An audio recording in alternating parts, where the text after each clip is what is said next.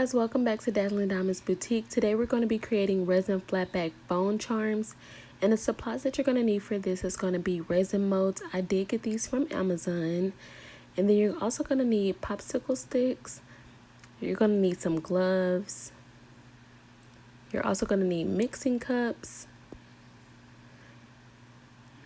You're going to need syringes. Then you're also going to need some type of pigments or glitter. You don't have to use both. Really, you can just use glitter and that'll be just fine, but I just wanted to use both for this tutorial. You're also going to need some epoxy, part A and part B, and I'm using the Amazing Clear Cast Epoxy. Okay, you guys, so let me show you different examples of things I have made in the past using these molds. You can do alphabets, you can do mermaid tails, crowns, hearts, flowers. I mean, you can really just get creative with this. There's so many things you can make with these molds, and they don't have to be for phone charms. I'm going to be putting these on a phone case, the ones that I'm making today, but you can also use them to make keychains and all kinds of things. So yeah, just go ahead and pick you up some molds and just kind of get creative with it. Okay, so we're going to get started. I'm going to first start putting on my gloves because this epoxy can get pretty messy. And you also want to make sure that you keep some type of baby wipes nearby because it makes the cleanup process really easy in my opinion. And I do like to use the syringe method when I measure my epoxy because I just want to make sure that I'm using equal parts. And I know that there are different ways that you can measure your epoxy, but I've tried a lot of different ways, and for me, this one was just the easiest for me. So I'm going to be using 5 mLs of part A, 5 mLs for part B, so it's going to be a total of 10 mLs. And as I said earlier, I am making these resin charms for a phone case that I'm going to be designing. I'm not going to be doing that today because I feel like that would make this video entirely too long. So I'm going to do that probably in a separate video. But I just wanted to make this video just to show how to do the resin charms by itself. In this particular phone case that I'm going to be doing, the customer requested for it to be blue roses. So I'm going to be mostly doing roses, but I do want to add some hearts and bows and stuff in as well, because I think it'll just change it up a little bit. And then I'm going to be adding rhinestones to it, so it's going to be completely blinged out. And you guys can definitely choose which one you want to do first, part A or part B. I like to do part A first because for me, it comes out a lot faster, but there is no right or wrong way, as long as you just make sure you have equal parts. And just in case this is your first time working with epoxy, the reason why it's so important for you to have equal parts is because if you have more of one than the other, then there's a chance that your epoxy won't cure completely. And when you get ready to remove it from the mold, it'll come out kind of sticky and you won't be able to use it at that point. So you just really want to make sure that you have equal parts. So I'm just mixing the epoxy. When you first start mixing it, it'll come out kind of like foggy, and you want to mix it until the mixture becomes like completely clear, because that lets you know that it has been mixed thoroughly. And you do want to make sure you're like scraping the sides of the popsicle sticks and stuff like that to make sure it's all been completely mixed. And I do try to stir my epoxy slowly just to make sure it doesn't have any air bubbles.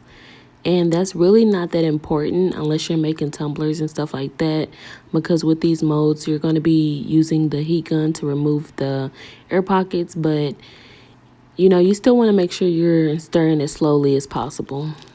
Okay, so once your epoxy is completely clear, you can go ahead and start adding your pigments. I do get my pigments from Amazon. I bought like a variety pack, so it has a bunch of different colors in it. And I love getting stuff from Amazon because they have a pretty good selection. And I always start with a little bit, and then I kind of see it, how I like it. And if I want to add more, I can add more. I just feel like it's always good to start with a little bit first because you can always add to it. But if you put too much, then you can't take it out.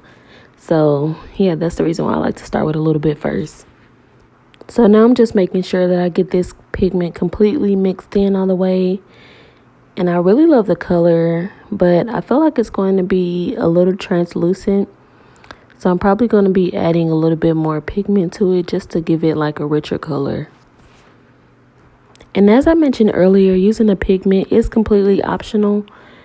I just like to use it in combination with the glitter because I feel like it makes it look a lot better. But I have done 100% glitter on my resin charms before, and they come out perfectly fine. Okay, so I did go ahead and add a bit more pigment to my mixture because I do feel like the color was a little translucent, and I would like for the color to be a little bit deeper. So I did go ahead and do that. And right now I'm just mixing it, making sure that I have all of this mixture in there, completely. And I really love the way this color is coming out. Look at that. It's so pretty. Okay, so once you have everything completely mixed, you can go ahead and start adding your glitter to it. And I do the glitter pretty much the same way that I do the pigment. I start with a little bit, and then I kind of mix it in there, see how I like it. And if I feel like it needs more glitter, then I'll add more. Which this one I'm pretty sure I'm going to need a lot more than what I just put in, because I barely put anything in here right now. So I'm just going to be adding a little bit more glitter to it. So I really like making my own resin charms, and the reason why is because if you ever try to go on, Amazon or anything like that and purchase these charms, like they're pretty expensive. And at first I used to buy them for my phone cases, and then I was like, you know what? These things look pretty simple, so I feel like I can make them myself. And then I started kind of like doing my research on the different molds and stuff like that. And I found a lot of different molds you can get. So I was like, you know what? I'm going to just start making my own charms because I feel like that'll save me money in the long run, so I don't have to keep buying all these different charms in different colors, making sure that they fit the different cases. I can just kind of create it myself and then create the color that I need.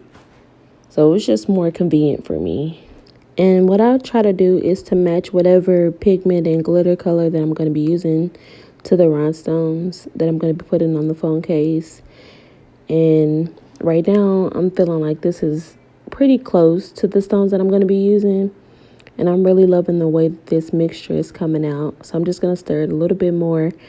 But I'm really loving the way the color is. As you guys can see, it's really glittery, nice pretty blue. And it's pretty close to the stones that I'm going to be using. So I think I'm about done. You do want to make sure you kind of scrape the sides of the popsicle stick and then stir it some more, just to make sure that you got everything completely mixed up in there. So I think we're about ready. So from this point, you can just kind of start pouring it into the different molds that you're going to be using. And I mostly want to use the roses because this is going to be like a blue rose phone case. Okay, so I'm just going to start pouring my epoxy into the different molds. And I'm going to start with the roses because this is the main one that I'm going to be using. And I don't like to use the little bitty one because I feel like that one is just entirely too small.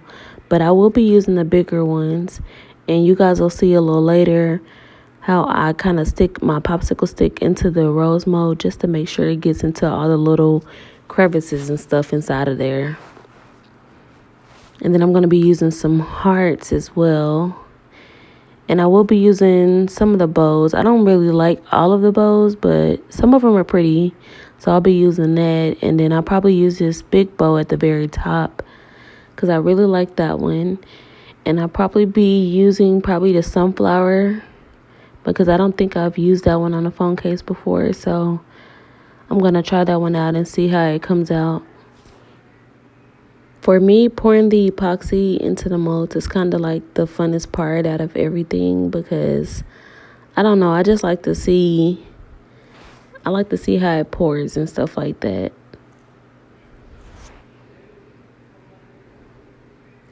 And I did forget to mention, you guys, that whenever you're working with epoxy, you do want to make sure you're working in a well-ventilated area, and also that you're wearing something to cover up your nose, like a dust mask, or you can wear just like a regular mask. But the fumes from this epoxy are pretty strong, and it can be kind of overwhelming. So you just want to make sure, you have on your proper PPE for your protection.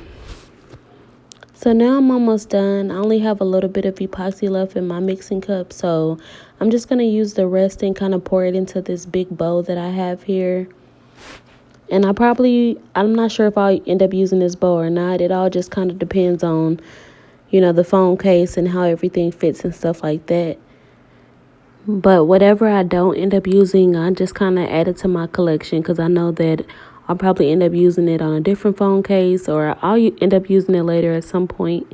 So, it's never going to go to waste. And the reason why it's taking me so long because I'm trying to make sure I get every little drop of epoxy out of this mixing cup. And, epoxy is expensive, so I want to make sure I get every drop worth. Okay, so now I'm done pouring the epoxy. I think I got everything out of the little cup. And whatever I wasn't able to get, I kind of just used my popsicle stick and scraped the cup and put it, into whichever one I feel like could use a little bit more. So that's what you guys see me doing right now. And I really love using these resin molds because it doesn't take as long for your epoxy to cure whenever you're using the molds and stuff like that. If you're using a tumbler, you have to let it sit 12 to 48 hours, sometimes 72 hours for it to completely cure and be, safe for you to use and drink out of and stuff like that. But with these molds, you can literally just let them sit overnight and they will be completely cured by the time you wake up. But on average, it's about, 5 to 6 hours that I kind of let mine sit just to make sure that it's not going to be, bending or anything like that. I want to make sure that it's completely sturdy. But the curing time is still pretty much cut in half, compared to tumblers. So that's another reason why I really love doing these resin charms. And now I'm just using a popsicle stick to make sure that I have it, all, in between all the little creases of the roses.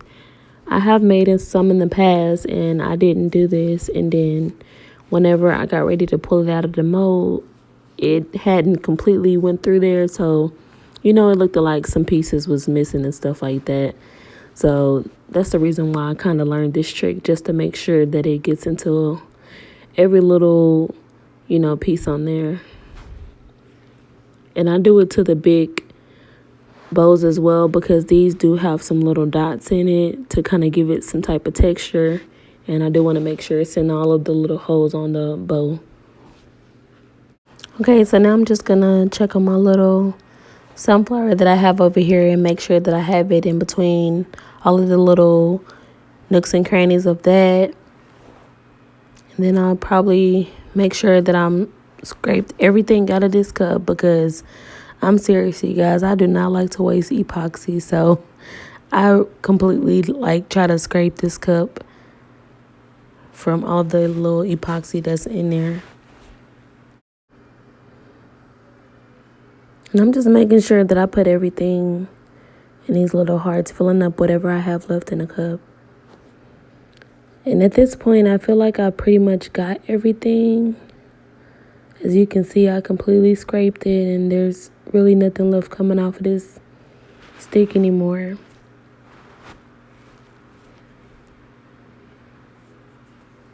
Okay, you guys, so now that I'm done with that, I'm going to pick up my area a little bit. And then I will be getting my heat gun. And I'm going to go over the charms just a little bit just to make sure I don't have any air pockets or air bubbles in it. You don't have to do a lot. Just kind of, go over it once and you should be pretty much good to go.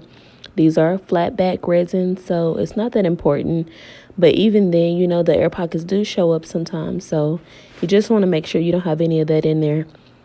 Here's a close-up of how everything looks. And like I said earlier, I will let these sit overnight. And I will be back tomorrow to unmold them with you. Okay, you guys, it is the next day. And I did let everything sit overnight. So they're completely ready and cured. And you can unmold these in about 5 to 6 hours. But I do like mine to sit overnight just so I can make sure that they're completely ready. And one thing I do want to mention is that when you take these out, they are going to have like a matte finish. But most of the time I end up spraying them with like a crystal clear spray paint just to give them a little bit of shine. So that's an option as well. If you guys do decide to make these phone charms, please tag me on social media at Dazzling Diamonds BTQ on Instagram and TikTok, and I would love to see what you guys create. Okay, you guys, that is it for this tutorial. If you enjoy seeing content like this, please like and subscribe. And if you have a certain tutorial that you would like to see, please let me know. I will be happy to do that for you. And until next time, keep crafting.